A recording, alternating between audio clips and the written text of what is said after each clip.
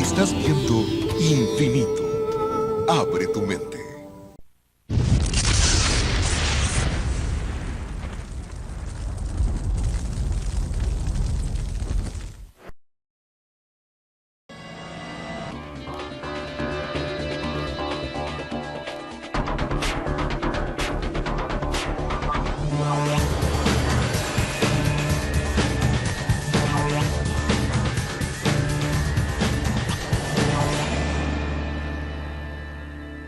Mundo de misterios.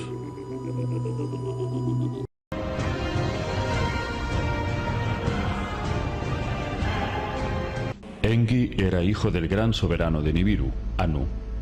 Desde el principio su existencia estuvo marcada por la rivalidad con su hermano Enlil. Enki era el primogénito y por ello se creía merecedor de heredar el trono de Anu. Sin embargo, por ser hijo de la concubina Nanu, la herencia se inclinó a favor de Enlil, hijo de la esposa oficial del soberano. Este hecho fue el inicio de una cruenta rivalidad entre ambos. Sin embargo, Enki era un sabio pacifista, excelente orador, prudente, metódico, al que le gustaba solucionar los problemas por la vía amistosa. La violencia era una opción a la que nunca recurría. Su filosofía era progresista, algo así como un visionario al que le gustaba mejorar la calidad de vida de su entorno para hacer la vida más fácil a sus seres queridos. Enki era un científico y excelente genetista. Entre sus especialidades estaba la ingeniería marítima. Era el dios de las aguas y los mares. Pero cuando llegó a nuestro planeta hace 445.000 años, obtuvo el título del Señor de la Tierra. Enki fue enviado a la Tierra por su padre Anu para ponerle al frente de la llamada Misión Terrestre 1, para que construyera un puerto espacial y toda una infraestructura de ciudades para extraer oro y enviarlo hacia Nibiru. Cuando los mineros Anunnaki se rebelaron durante las extracciones de oro, Enki propuso crear a un Lulu. Lulu significa el mezclado, lo que hoy en día sería un híbrido. Pero en los primeros prototipos de homínidos nacieron hombres deformes, hombres con brazos más largos que piernas, con cráneos deformados y rasgos monstruosos. Experimentó mezclando animales con homínidos. Cuando por fin dieron con un prototipo saludable, estos carecían de capacidad mental para siquiera utilizar correctamente las herramientas. Fue un proceso complejo en el que Enki quería perfeccionar su creación. Poco a poco, Enki se encariñó con el hombre, viendo en él un gran potencial para convertirlo en una criatura sabia y decente. Pero los Anunnaki enlilitas trataban a los esclavos humanos como a bestias. Los azotaban, les pegaban y les hacían trabajar noche y día, aunque estuvieran enfermos, y no les daban alimentos ni cobijo. Muchos murieron a causa de la explotación. Enki no podía soportar ver aquellos malos tratos, porque lo que él buscaba era la liberación de sus criaturas, perfeccionarlas hasta un nivel en que verdaderamente fuesen amos de sus vidas, capaces de tener una vida rica y dichosa y en pleno desarrollo de todas sus facultades para alcanzar la felicidad por sí mismos. Enki deseaba hacerles libres y autosuficientes, pero el hombre estaba incompleto, vivía muy pocos años y además no eran capaces de procrear por sí mismos. Y si no se reproducían, jamás podrían repoblar la Tierra. El sueño de Enki era crear una humanidad justa y con autonomía. Pero esto estaba prohibido por las leyes Anunnaki, y ni Enlil ni Anu aprobarían jamás algo que considerarían una aberración, una violación de todas las leyes. Entonces, Enki siguió adelante en su empeño, y a tal punto llegó su obsesión para demostrarles al resto el enorme potencial de los homínidos, que perfeccionó su experimento y con la ayuda de Ninhursag creó a través de los óvulos extraídos al Homo erectus un nuevo Homo sapiens.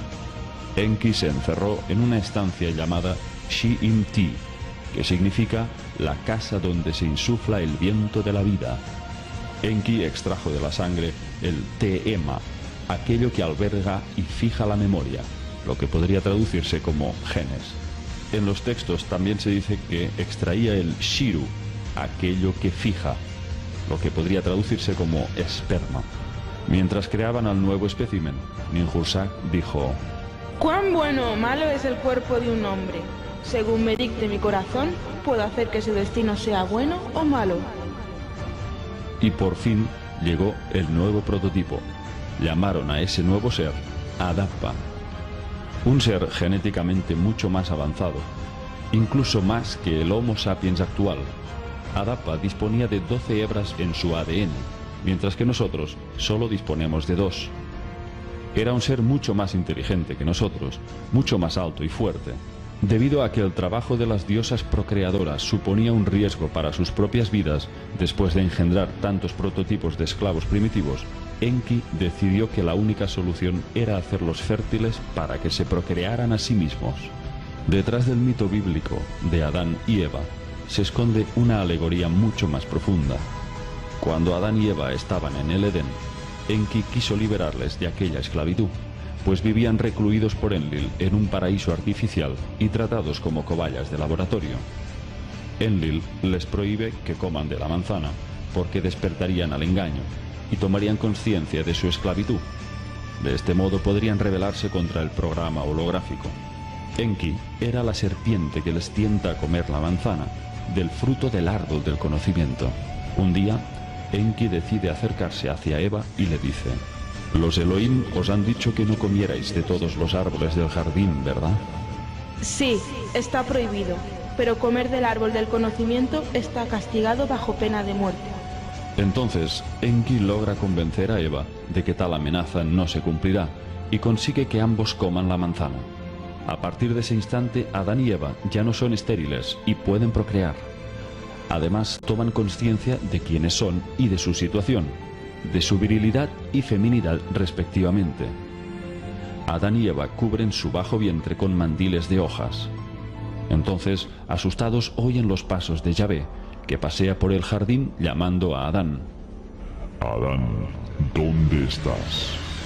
Estoy aquí, mi señor. Te oí llegar por el jardín y tuve miedo porque estoy desnudo y me escondí. ¿Quién te ha dicho que estás desnudo? ¿Has comido del árbol del cual te dije que no comieras? La mujer a la que pusiste conmigo, ella es la que me dio del árbol y comí. Entonces se dirigió a Eva y le preguntó: ¿Qué has hecho? La serpiente me sedujo y comí. Entonces Enlil se dirigió a Enki y mantuvo con él una acalorada discusión. ¿Qué significa todo esto? ¿Qué has hecho? Las fecundaciones artificiales están fracasando. Hacía falta una combinación adicional para que procrearan por sí mismos. Tú dijiste que solo había que forjar trabajadores primitivos. A las mismas heroínas sanadoras se les ha hecho correr riesgos. A Ninhursag y a Ninki se les ha puesto en peligro. Todo en vano. Toda tu obra ha sido un fracaso. Ahora les has dado a estas criaturas las últimas porciones de nuestra esencia vital, para que sean como nosotros en el conocimiento de la creación, quizás para conferirles a ellos nuestros ciclos vitales. Enki pidió la presencia de Ninhursag y de su hijo Ningitzida para apaciguar la furia de Enlil. Primero habló Ningitzida. Mi señor Enlil, ellos han recibido el conocimiento de la procreación, pero no se les ha dado la rama de la larga vida en su árbol esencial. Luego habló Ninhursag. ¿Qué lección teníamos, hermano mío? ¿Que acabara todo en el fracaso? ¿Que afrontara Nibiru su fatídica suerte? ¿O intentar y hacer que asuman el trabajo los terrestres a través de la procreación? Tras un momento de silencio, Enlil reflexionó y sentenció. Entonces que estén donde se les necesita. Al Apzu, lejos del Edén, sean expulsados.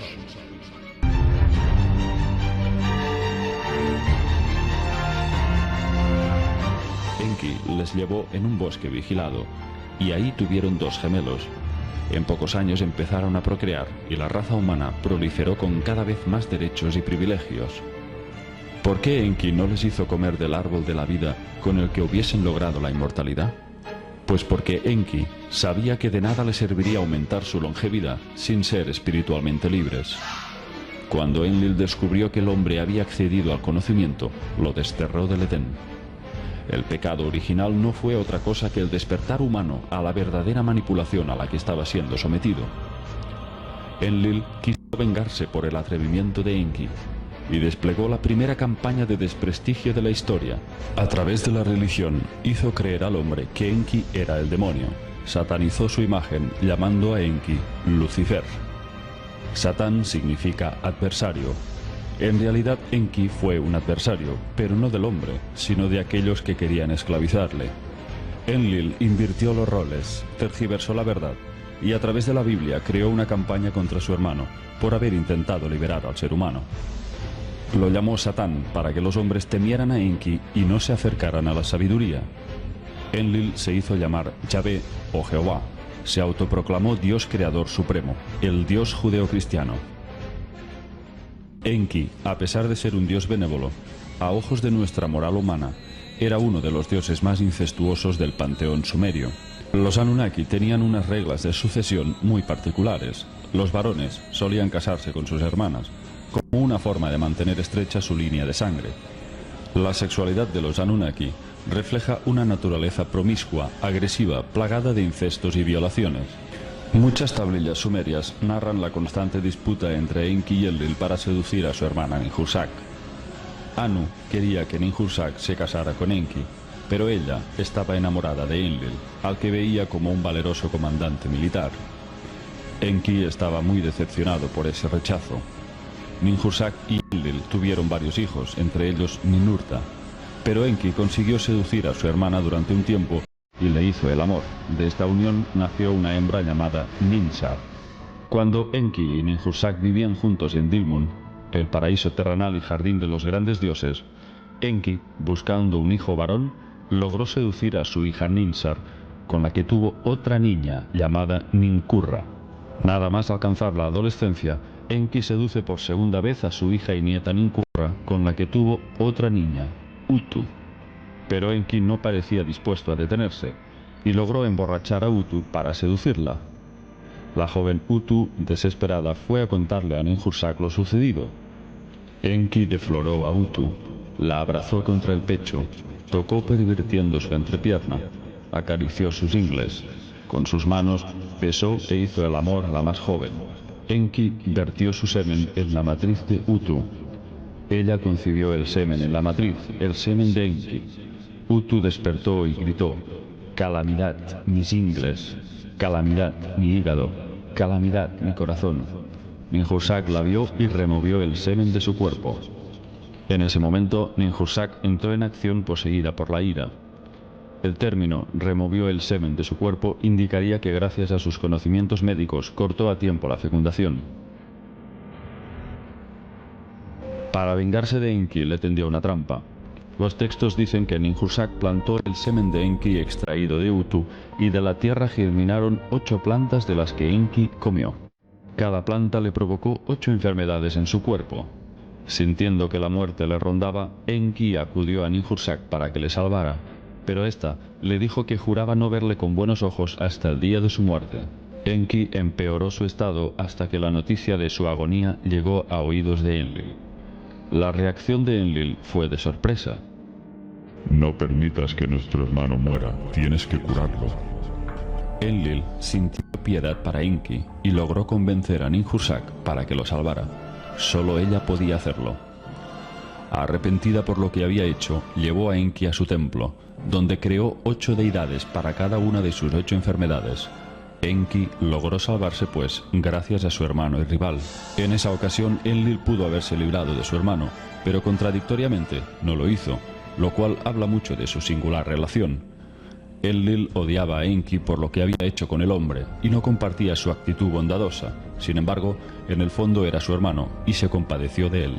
Enki venía simbolizado por el signo de Capricornio, la cabra y el pez, aunque también guarda similitudes con Acuario, el portador del agua del conocimiento, ya que Enki era antes conocido como Ea, el señor de las aguas. Sus números eran el 2, el 4 y el 11. Sus planetas asociados, Urano y Venus. Sus colores, el azul, el rojo y el negro. Veamos ahora qué otros nombres adoptó a lo largo de la historia este dios benefactor. En Egipto fue el dios Ptah.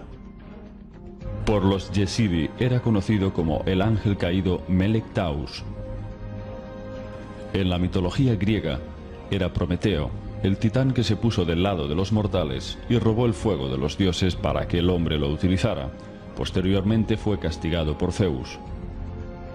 En la India fue Vishnu, el dios de la preservación, la bondad y la sabiduría. Otros nombres asociados a Enki serían Adonai, Atón, Adum y Loki. Enki fue el dios que introdujo las artes, la música, el baile, las ciencias, la astrología. Zecharia Sitchin tradujo unos textos que recopiló en el llamado Libro Perdido de Enki. Al parecer, este dios eligió a un escriba, lo subió a su nave y le pidió que escribiera todo el relato de su vida y llegada a la Tierra, compilando así una verdadera biografía del dios extraterrestre. El escriba trabajó durante 40 días y 40 noches. Enki le dijo que había decidido contar la verdad sobre los acontecimientos que condujeron a los Anunnaki a explosionar 7 armas atómicas en el Sinaí, cuyos vientos radiactivos arrasaron Sumeria y a toda su civilización. Enki dijo sentirse culpable por no haber podido impedir tal tragedia, que tuvo lugar en el año 2024 a.C. Este evento se había producido por una guerra abierta entre los hijos de ambos líderes, el hijo de Enlil, Ninurta, contra el hijo de Enki, Marduk. Enki quiso evitar dicha guerra, pero no pudo hacer nada para evitarla. Vivió turbado y con gran dolor de culpa durante mucho tiempo, y solo podía hacer una cosa para aliviar su angustia y compasión por el ser humano: contar la verdad, dejando una constancia escrita por él mismo.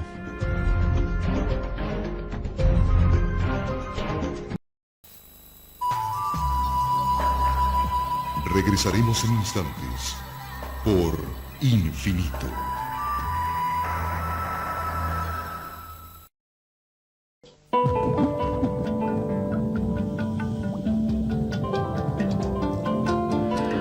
Estás viendo Infinito.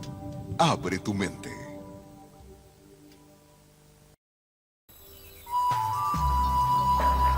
Continuamos con nuestra programación por Infinito.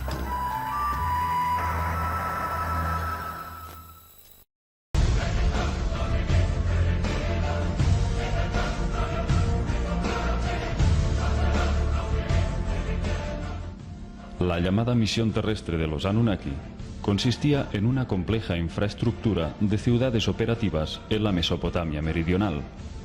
Todas realizaban una función en ese proceso de extracción de oro, pero el centro de control de la misión era Nippur.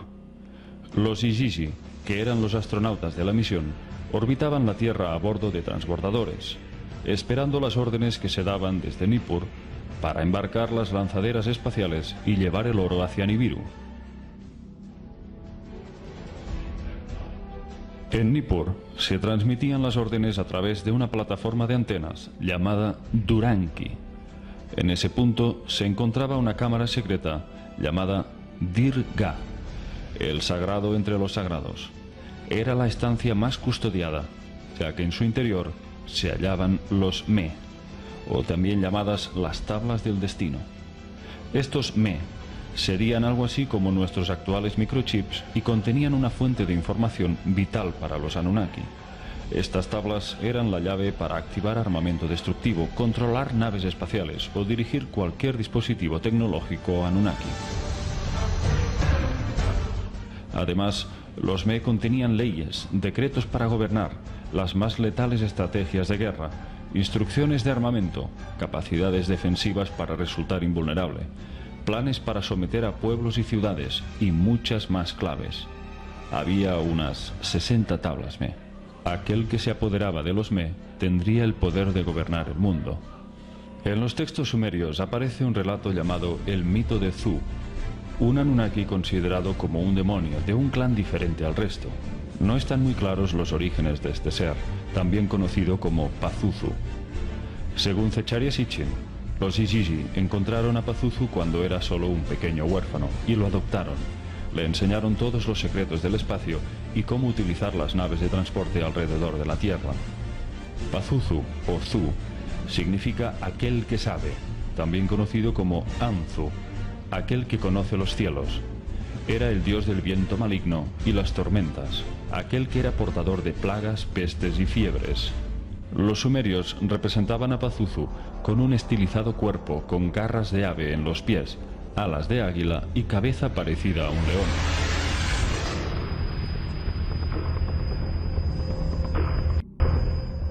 Algunas características físicas podrían ser reptilianas.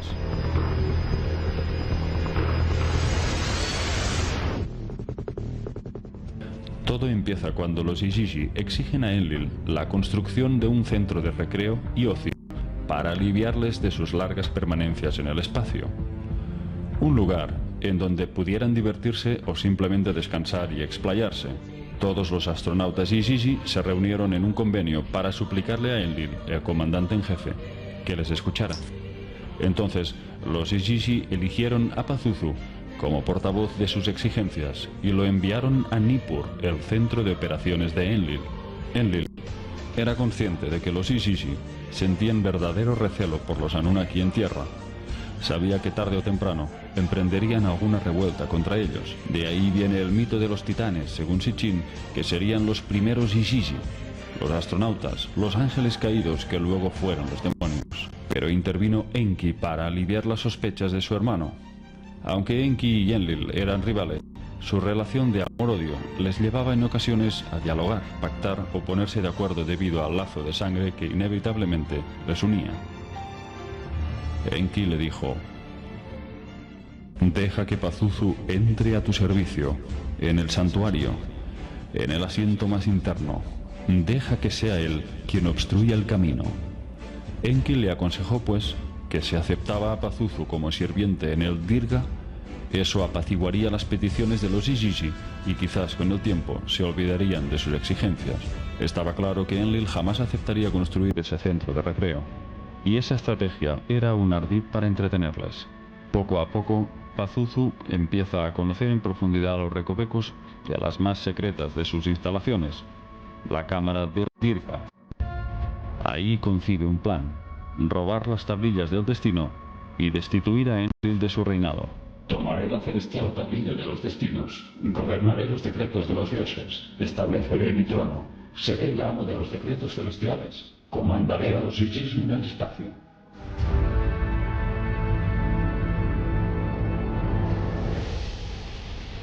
Pazuzu estaba atento a los pasos de su señor Enlil, para encontrar el momento apropiado para el robo. Y lo encontró en un momento en que Enlil se estaba tomando un baño. Pazuzu se apoderó de las tablillas del destino y en su ave despegó, y voló a ponerse a salvo en la Hur-Sak-Mu, la montaña de las cámaras del cielo. Tras el robo, saltaron las alarmas.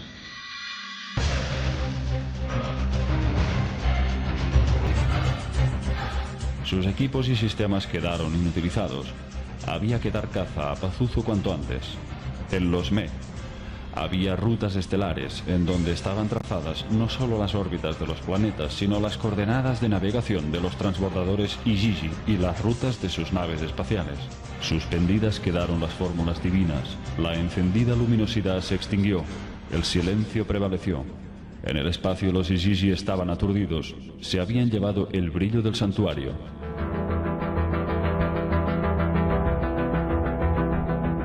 Cuando el gran soberano Anu fue informado del desastre, las órdenes fueron claras: capturar a Pazuzu y recuperar los Me.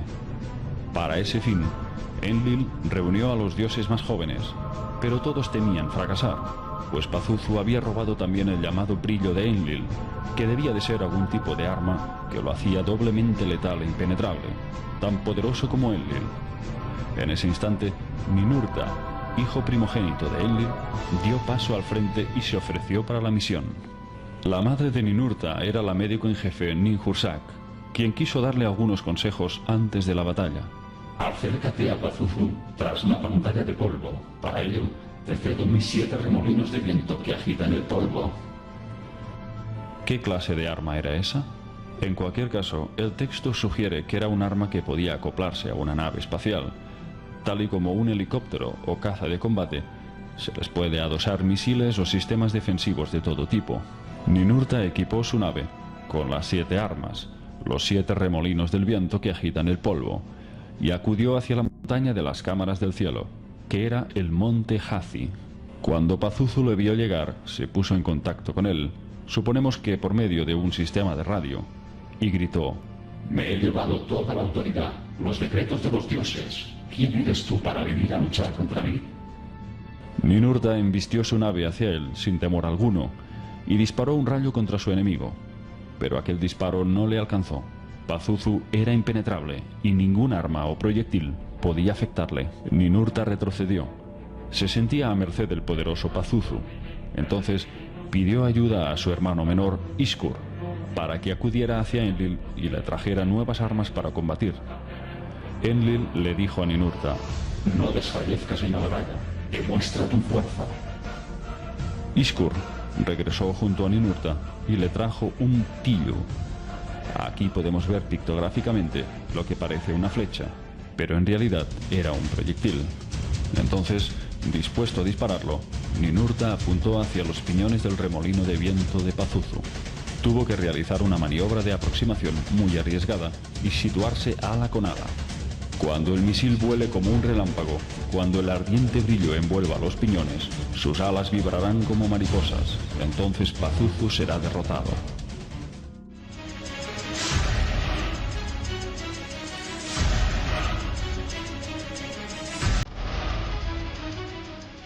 Ninurta disparó el proyectil e hizo blanco.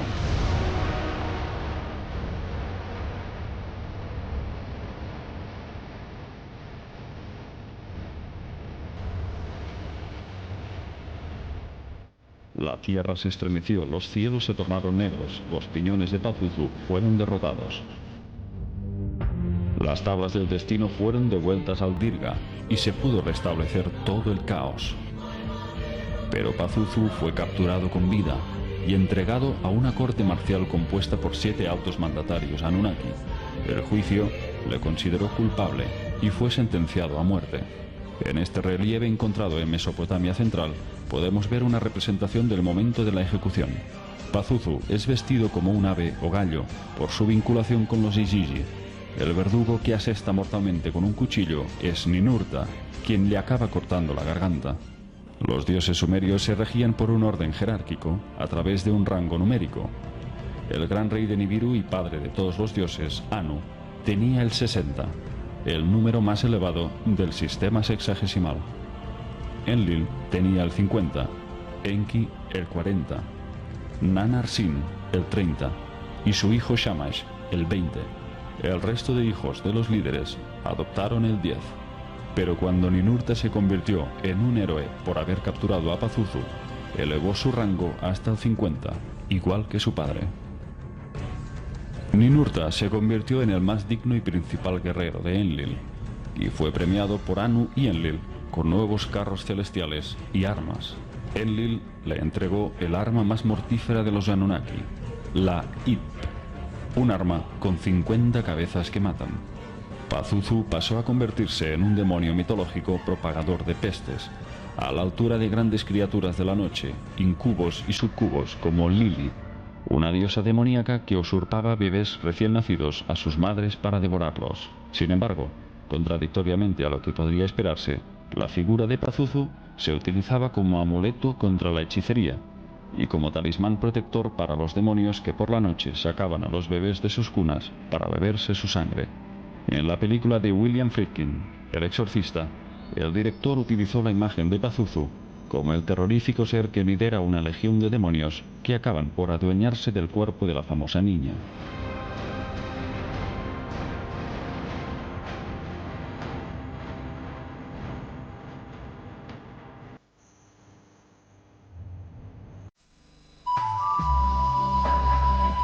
Regresaremos en instantes por Infinito.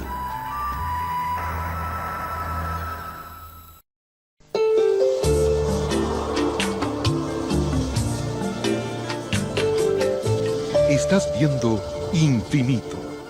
Abre tu mente.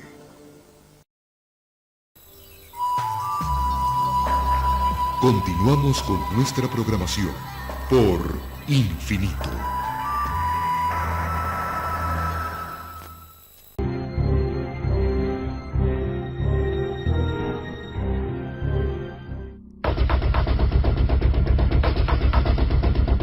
Cuando el toro de los cielos embistió a Gilgamesh, Enkidu intervino y agarró al monstruo por sus 2 taladros.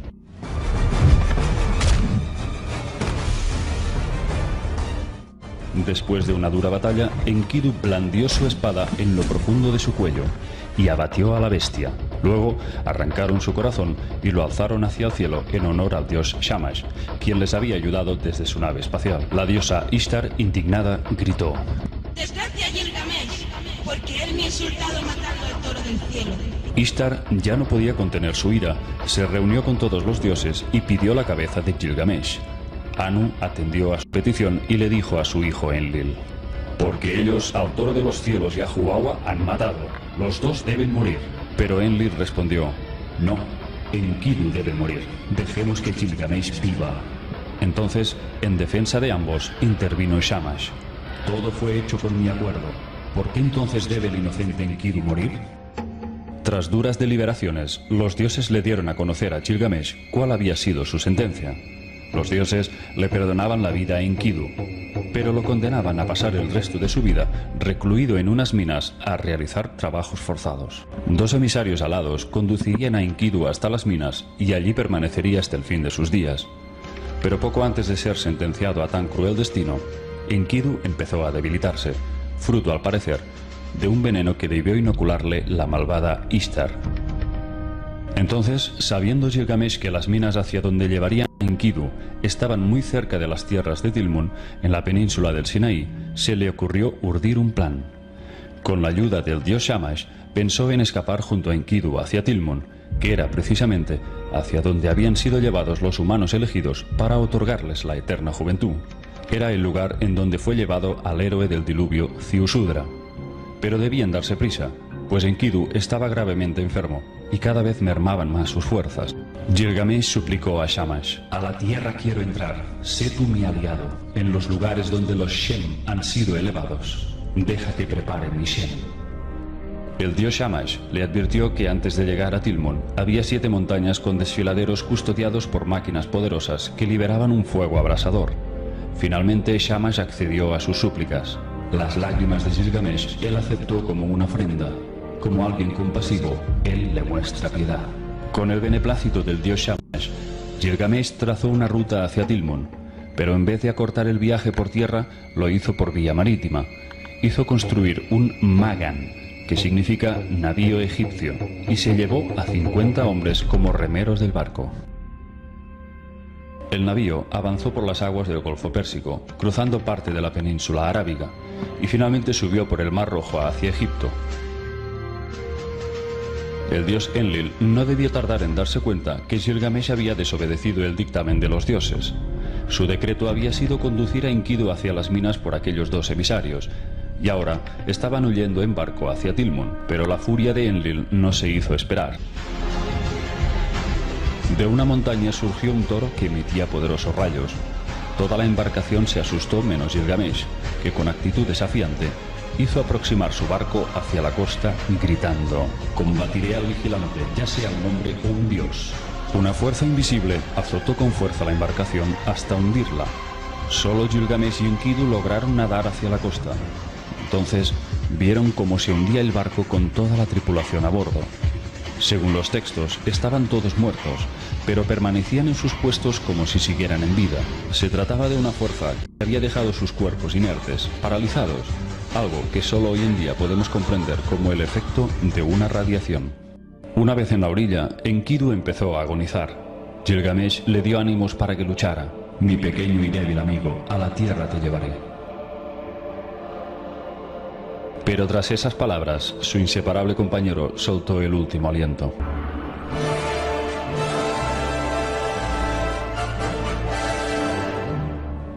La muerte de Enkidu dejó a Gilgamesh completamente desolado. Según los textos, durante 7 días y 7 noches, Gilgamesh veló el cadáver de Enkidu hasta que un gusano salió de su nariz. Por su amigo Enkidu, Gilgamesh llora amargamente mientras alcanza el desierto, preguntándose: ¿cuando yo muera quedaré como Enkidu? Gilgamesh recorrió montañas y laderas durante mucho tiempo, hasta que su cuerpo era solo piel y hueso. Casi en los límites de sus fuerzas, consiguió llegar hasta un gran lago, en donde se divisaba una ciudad flotante. Estaba amurallada y le llamó la atención ver un templo consagrado al dios Nannar-Sin, el padre de Shamash. En las afueras de aquella ciudad había una posada. Allí conoció a Siduri, una posadera que estaba sirviendo bebidas. La mujer le permitió descansar, comer y beber. En cuanto repuso sus fuerzas, Gilgamesh le preguntó cuál era el mejor camino para llegar a la tierra de la vida. La mujer le dijo que se presentara ante Urshanabi, el barquero de Utnapishtim, supuestamente el que había sobrevivido al diluvio universal, conocido también como Ziusudra. Cuando Gilgamesh localizó al barquero, este aceptó llevarle por el llamado Mar de las Aguas de la Muerte, una zona marítima que muy pocos se atrevían a cruzar. Urshanabi invitó a Gilgamesh a subir a su balsa, y en 3 días dejaron atrás un recorrido que se hubiera postergado en 45 días por tierra. Cuando llegaron a Dilmun, el barquero le dijo que debía subir hacia una montaña llamada Mashu. Pero antes, Gilgamesh llegó a una ciudad llamada Itla, para presentarse a su rey y pedirle autoridad para seguir avanzando hacia la morada de los dioses. Nuestro héroe pidió audiencia para ver al dios Kumarbi. Cuando éste le atendió, le dijo que jamás se le concedería la inmortalidad. Desolado y hundido, Gilgamesh abandonó Itla y prosiguió su camino hacia Tilmun, auspiciado por el dios Shamash, quien aún le instaba para que no se rindiera en su empeño. Shamash le insistía que durante la travesía no dejara de sacrificar animales en ofrenda al dios hitita Uluya. Después de 6 días, Gilgamesh alcanzó por fin el monte Mashu.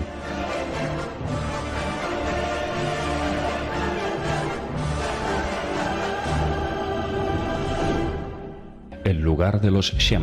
Shem se podría traducir como carruaje de los dioses. Es un término acadio, un derivado de Shamash, dios del sol. Así que Shem significa también cohete. Se podría interpretar a los Shems como las naves espaciales de Shamash, ya que este dios era representado con vestimenta de águila, comandando el funcionamiento del puerto espacial de Tilmun. Los textos dicen que Gilgamesh llegó a Tilmun y observó cómo los Shems partían y llegaban. Su objetivo era penetrar en la entrada interior de la montaña.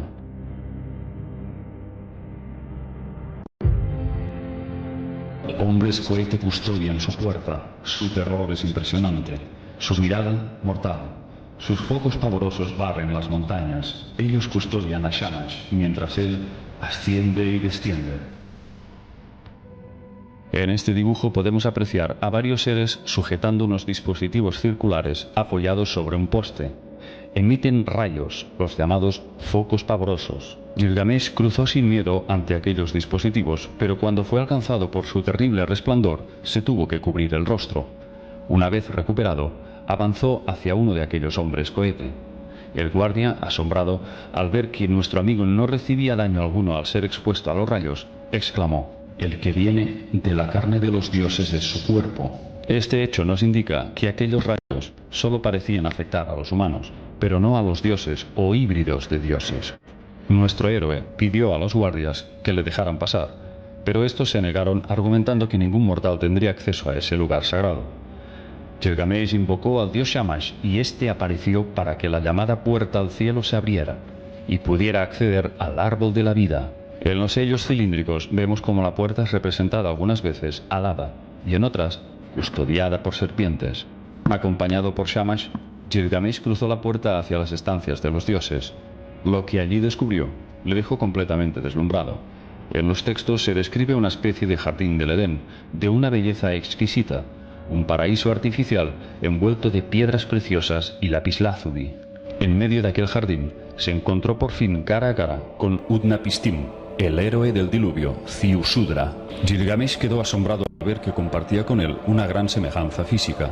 Consciente de que era un descendiente de su mismo linaje, Utnapishtim le contó todo el relato del diluvio universal y cómo después de que el arca tomara tierra en el monte Ararat, el dios Enlil le había bendecido y concedido la vida eterna. Pero le dijo que él no podía convocar una asamblea para que los dioses decretaran la inmortalidad de Gilgamesh. No podía hacer nada para él y le pidió que se marchara de regreso a su reino de Uruk. Gilgamesh se desmoronó y se desmayó. Durante 6 días permaneció semi-inconsciente debido a la profunda decepción. Tanto esfuerzo, tanto sacrificio, sorteando tantos peligros, y al final, ¿tendría que regresar con las manos vacías? El barquero Ur-Shanabi estaba preparado para llevarlo de regreso a casa, pero en el último momento antes de embarcar, Utnapishtim le hizo una última confesión. Ya que no podía ofrecerle la vida eterna, le contó el secreto para prolongar la vida. Te revelaré, oh Gilgamesh, una cosa secreta. Un secreto de los dioses te diré. Una planta hay. Su raíz es como una planta de bayas espinosas. Sus espinas son como enredaderas de zarzas. Si tus manos consiguen la planta, nueva vida tú conseguirás. Aquella planta crecía bajo el mar, de modo que Gilgamesh, junto con el barquero, acudieron al lugar indicado para sumergirse en su búsqueda. Gilgamesh ató pesadas piedras a sus pies, que lo hundieron en las profundidades. Y entonces la planta divisó. La planta tomó y sus manos esta pinchó.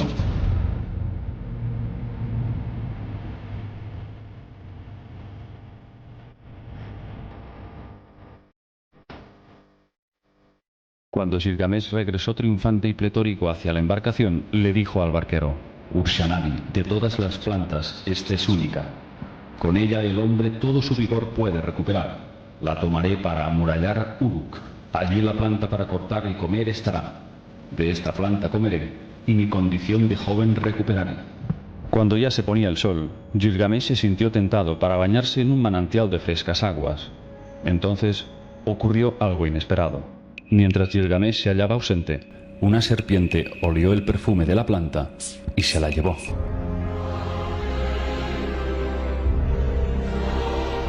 Gilgamesh se sentó y lloró. Sus lágrimas corrían por su rostro.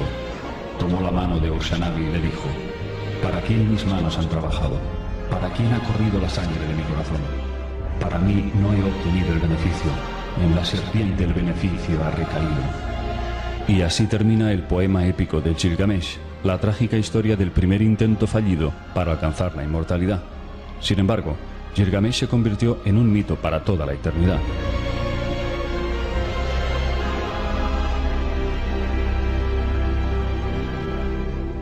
Los arqueólogos descifraron esta historia a través de 280 tablillas, repartidas entre Estambul, Londres, Berlín y Filadelfia, pero faltaba encontrar las tablillas que contaban el capítulo final de la historia de este rey. A principios del año 2001, varios arqueólogos de Irak le entregaron 400 tablillas al asiriólogo italiano Giovanni Pettinato para que las tradujera. Entre estas tablillas se encontraba una que relataba el destino final de Gilgamesh. Giovanni Pettinato tardó 2 días en descifrar su contenido. La traducción resumida revelaba que Gilgamesh se había acabado suicidando junto con los altos cargos de su corte, como parte de un ritual. En el cementerio de Ur hallaron 80 cadáveres dispuestos alrededor del rey.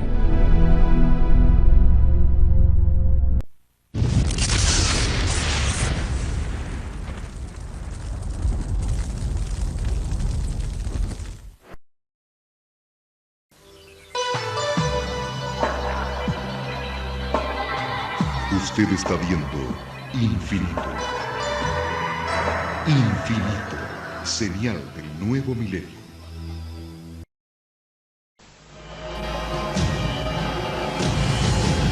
Cada minuto, de cada hora, de cada día, ocurren eventos inexplicables.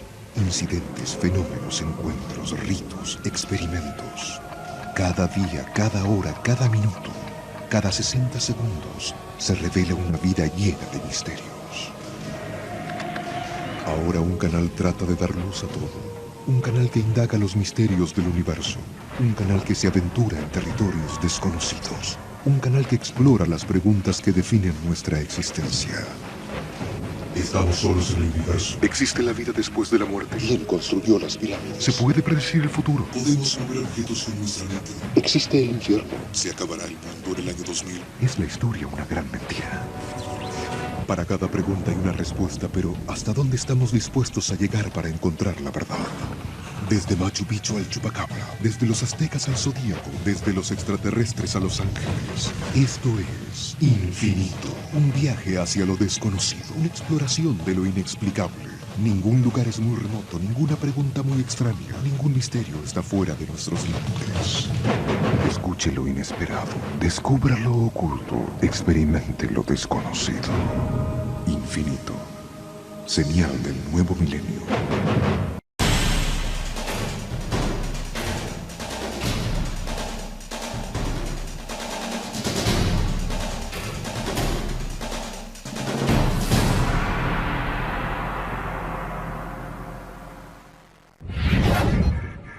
Infinito. Abre tu mente.